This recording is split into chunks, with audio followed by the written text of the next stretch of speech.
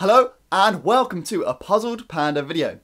Here are 100 facts about Fantasia.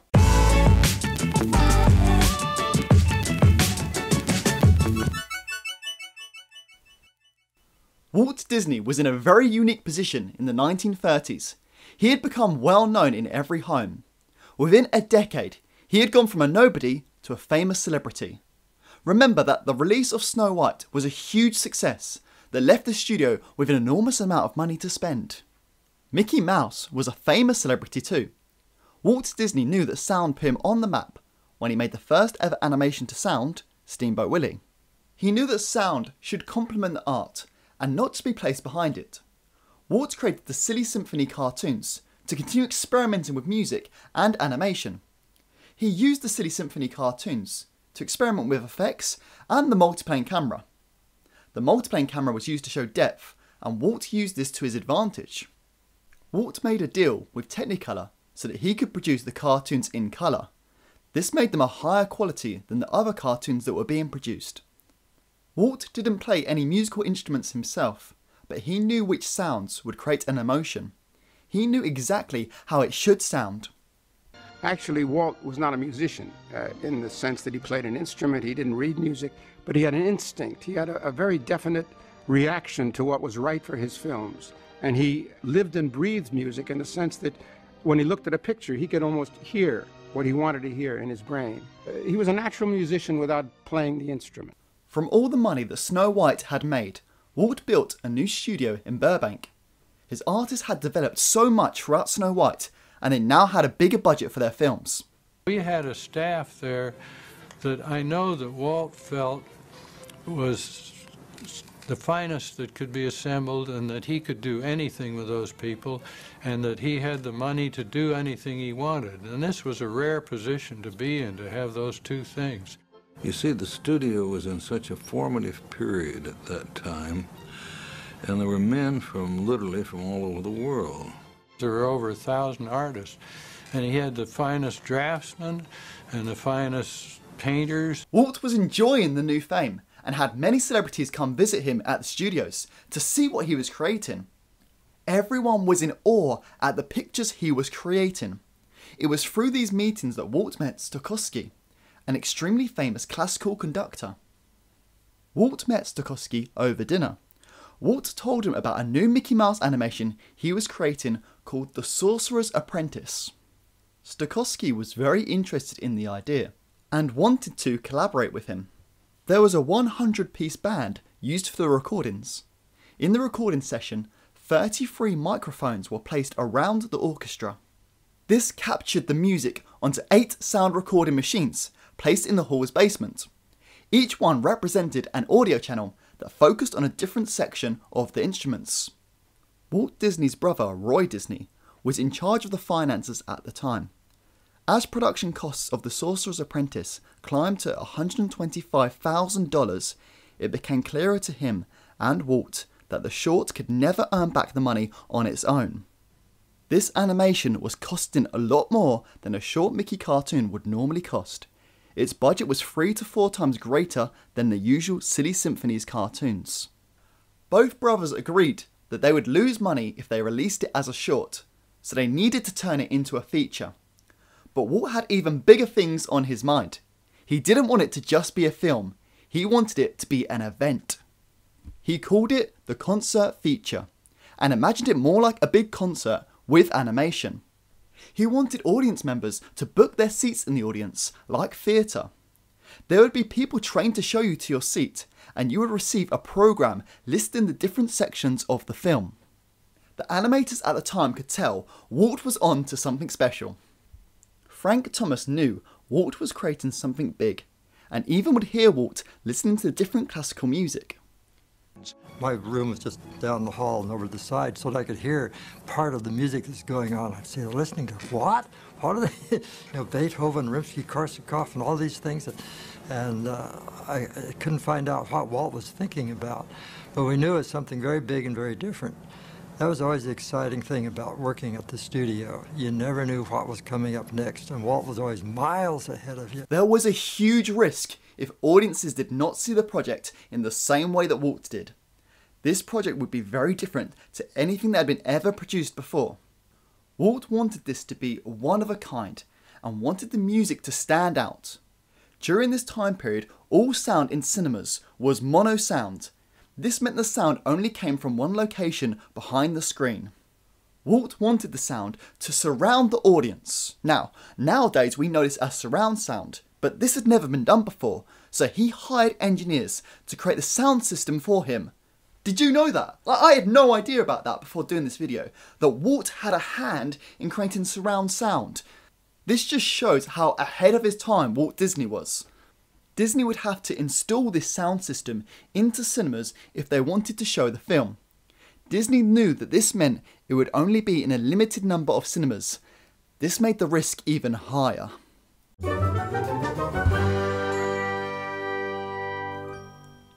Over 1,000 artists and technicians were used in the making of Fantasia, which features more than 500 animated characters. Segments were colour keyed, scene by scene, so the colours in a single shot would harmonise between preceding and the following ones. Before a segment's narrative pattern was complete, an overall colour scheme was designed to the general mood of the music. The studio's character model department would also sculpt three-dimensional clay models so that the animators could view their subject from all angles. Oscar Fischinger was an abstract animator. He created the animation for the Blue Fairy's wand in Pinocchio. In our last video, we discussed how he created the visual for magic for the first time in a Disney feature. He was given the chance to experiment with animation for Fantasia. Fischinger and Walt went back and forth about how much they should push it, with Fischinger wanting to create crazy artwork and Walt wanting to still have a storyline. The colour palette in this film is incredible. I am still in awe watching it. Remember, during this time, each cell was inked and painted individually. There were 24 frames per second, which equals a lot of drawings. The design for Mickey Mouse changed during this production. Fred Moore worked a lot on the redesign so that he could show more expressions. We had talked for some time of changing those eyes because, see, originally his eyes were this big mask around here. Well, gradually that got larger and larger as you got more expressions and eyebrows and different things, lines around the eyes, until the area got so large that when his eyes went over here for a look or over here, it gave you a queasy feeling as an audience. So the animator said, can't we put pupils inside the pupils? There was a big meeting, big discussion about how we're going to do this. Can we do it or not? And finally Milt Schaefer said, well, maybe if we just changed one eye at a time. The film is split into 7 sections. The first section is Toccata and Fugue in D minor. Walt Disney had been interested in creating an abstract film for a long time. Disney had plans to make this section into a 3D film, with audiences being given cardboard glasses with their souvenir programs, but this idea was abandoned. He even experimented with creating smells for each scene, but abandoned this idea as well. Once again, this just shows how much Walt was ahead of his time and wanted to create different things for new experiences. The next section was The Nutcracker. Animator Art Babbitt is said to have credited the Three Stooges as a guide for animating the dancing mushrooms. The studio filmed professional dancers wearing ballet skirts that resembled shapes of blossoms. The third section of this film is The Sorcerer's Apprentice. This is the most famous sequence from the film and is still featured in pop culture today. When the studio first developed the idea, each of the 700 members of staff at the time received an outline of the poem the sequence would be based on. They were encouraged to complete a 20-question form that requested their ideas on what action might take place. The animators secretly based the design of the sorcerer in The Sorcerer's Apprentice on their boss, Walt Disney. The raised eyebrow showed the look Walt would give if he was unhappy with a scene. They called the character Yin Sid, which is Disney spelled backwards. The fourth segment was The Rite of Spring. This was going to show the creation of the universe. It contained an incredible scene that showed the dinosaurs moving with weight. This sequence was shown in schools during science classes as the closest thing to footage of dinosaurs in that time period. Walt had told the animators, he said, don't animate it like Pluto or like the dwarfs. Animate it like a real dinosaur walking, you know? And they'd say, yeah. What do you mean it's like a real dinosaur walking? Who's going to know? The primeval Earth scene was filmed using a mixture of porridge, mud, and other ingredients, and was enhanced by animation. The fifth segment was Pastoral Symphony. This was an animation all about centaurs, and the characters went through various designs. The sixth segment was Dance of the Hours. Disney wanted to show animals performing a caricature of ballet with comedic slips. The animators knew little about ballet, so it went on the to-do list of things to learn. While ballet has inspired many beautiful works of art like this painting by Degas, it had scarcely been touched upon in the field of animation. In fact, our animators knew very little about it.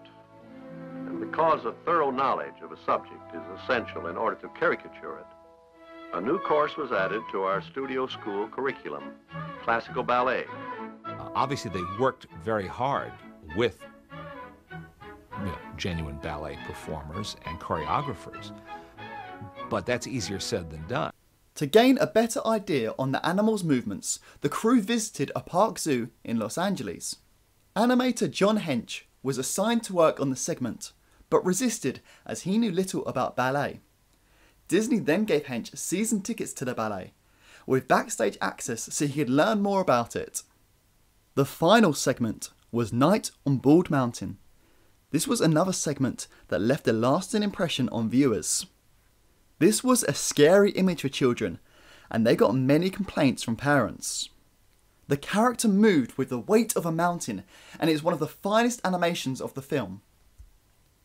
RKO had distributed Disney's first two films, Snow White and Pinocchio. But RKO did not want to be involved in Fantasia. They thought it was too risky and believed its duration of 2 hours and 5 minutes plus intermission was too long for a general release.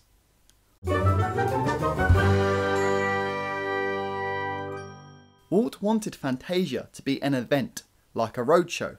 A total of 13 roadshows were held across the United States.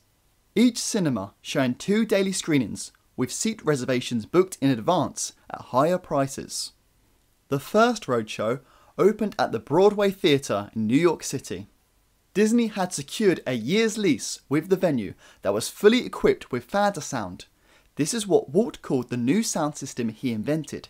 It took personnel a week working around the clock to install. Ticket demand was so high that 8 telephone operators were employed to handle the extra calls for bookings. Fantasia ran at the Broadway for 49 consecutive weeks, the longest run achieved by a film at the time. The events of the Second World War prevented plans for a potential release in Europe, normally the source of as much as 45% of the studio's income. It cost Disney $85,000 for each cinema to have the Fantasound set up. Only 13 cinemas were set up to show the film.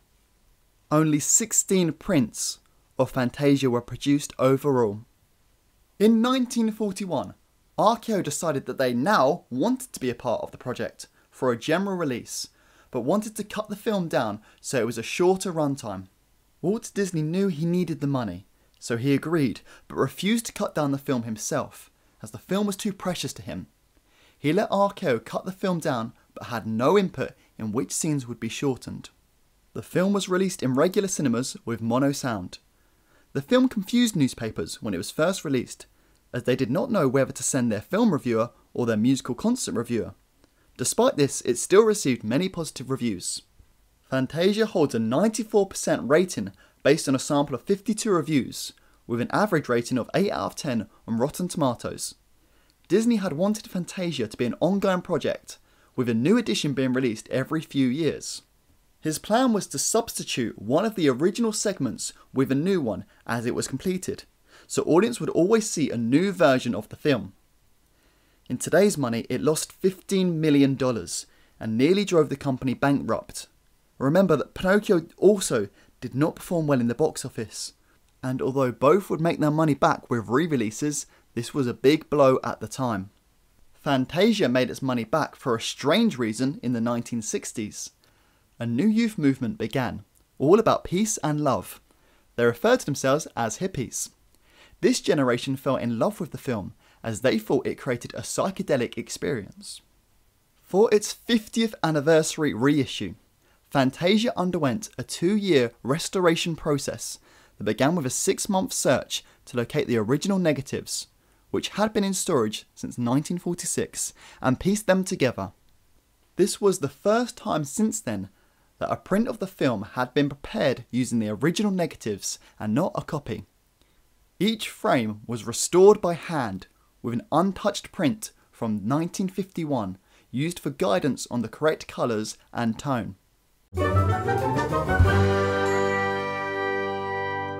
Fantasia has received 3 home video releases. The first, featuring the 1990 restored theatrical version, was released on VHS as part of the Walt Disney's Classics line.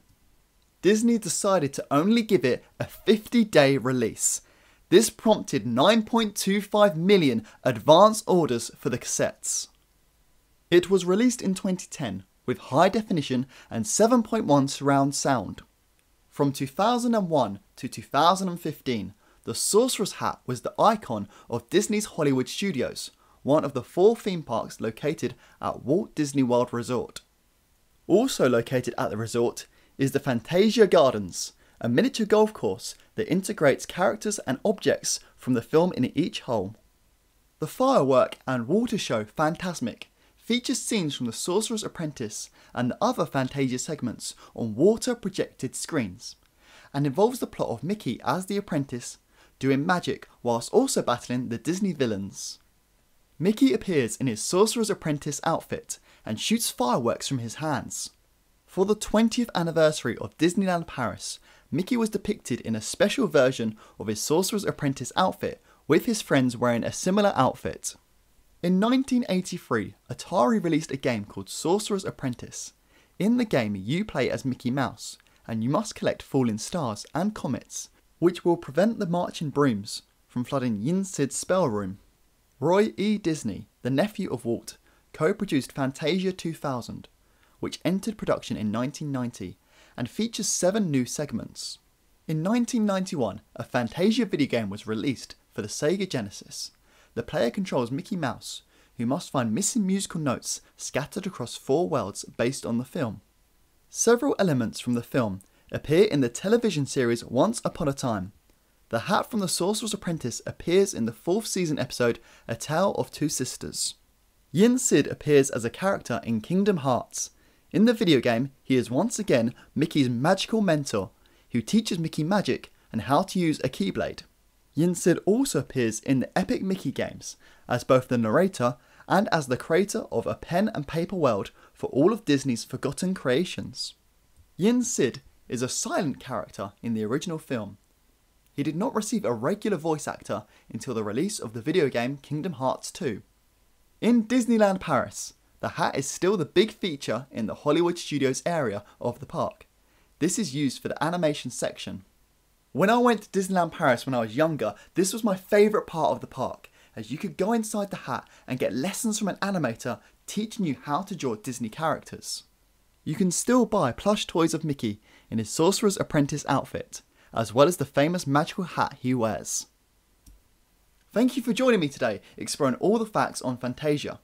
This is part of a series where I aim to do 100 facts on every Disney animation film. I know, this might take me a while. If you want to watch the first 2 videos in the series, I will leave a link to the playlist at the end. Come back next week to find out 100 facts about Dumbo.